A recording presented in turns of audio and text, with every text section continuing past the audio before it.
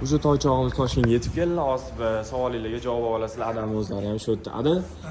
Xorazmga borib keldingiz. Bu yoqda ko'p detalli studiyaga kirdingiz. O'zi nima maqsadda bordingiz bu yoqqa? Avvalambor assalomu alaykum. Xorazmga borishim maqsadim aslida Qo'shko'pirdagi bolalar Lamborghini yasagan bolani eslaysizlarmi?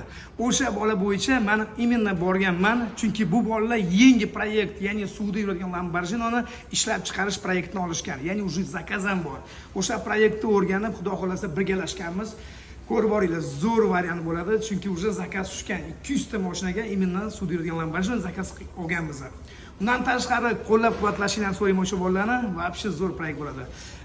O'zimni ikkinchi masalam bo'yicha o'sha detailing sohasi bo'yicha imенно qiziqqan bolalarga o'zimni maslahatimni, tavsiyamni va pastalarda adashmasdan tanlashda o'zimni hislatimni qo'shganman. Ya'ni tavsiyam berganman.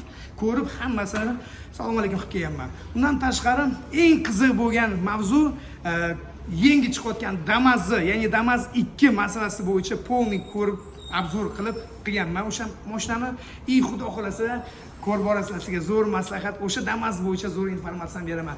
Atak xudo xolasa Toshkentga kelganman, bemalol aloqaga chiqsanglar, sizga zo'r informatsiya va zo'r tavsiyani beraman bola. Aloqadaman, shu.